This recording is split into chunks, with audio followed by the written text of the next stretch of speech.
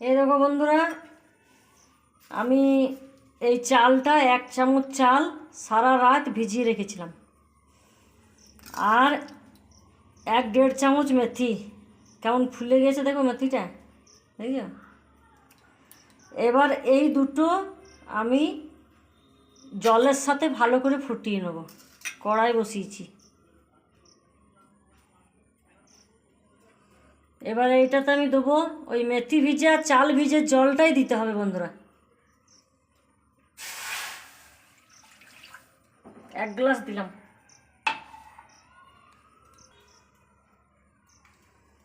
এবার জলটা দেখো কড়াইয়ে বসিয়ে দিয়েছি আমি কিন্তু মেথি ভিজে চাল ভিজে জলটাই নিয়েছি। ওই জলটা ফেলে দিলে হবে না, ওই জলটাই নিতে হবে।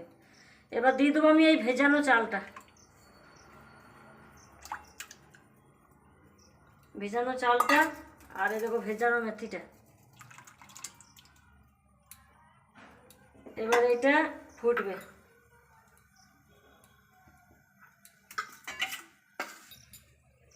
এই দেখো বন্ধুরা, চালটা আর মেথিটা ফুটছে, দেখছো?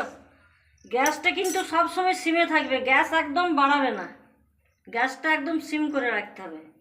এবার এই ফুটন্ত অবস্থায় আমি দেবো কিছু কারি পাতা। কারি পাতাটা আমি পরিষ্কার করে ধুয়ে নিয়েছি।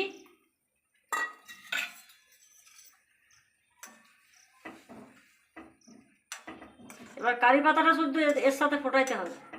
এই 3টে জিনিসের মানে একদম যা গুণাগুণ আছে সব এই জলটাতে আসবে। তারপরে এই জলটা ইয়ে করে নামিয়ে ছাড়তে হবে। এখন হোক, এইভাবে 10 মিনিট ফুটবে, একদম খুব হালকা সিমে ফুটবে। আর এই মাঝে মাঝে চামচে করে হালকা করে ইয়ে করতে হবে, নাড়তে হবে। এই জলটা আমি 1 গ্লাস জল দিয়েছি বন্ধুরা, হাফ গ্লাস হবে জলটা। তারপরে এটা নেমে ঠান্ডা করে ছাঁকতে হবে।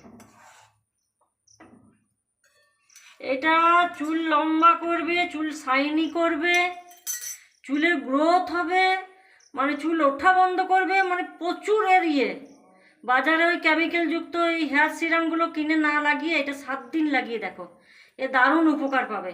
তারপর আমাকে কমেন্টে জানাবে। এইটা আমি ব্যবহার করি বন্ধু, তাদের তোমাদের সাথে শেয়ার করলাম।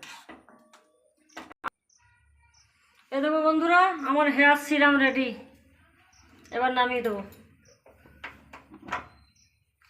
এই চালটা 80% সেদ্ধ হবে, দেখবে ভেঙে যাচ্ছে, তার মানে হয়ে গেছে। এবার আমি এটা ছেঁকে নেব।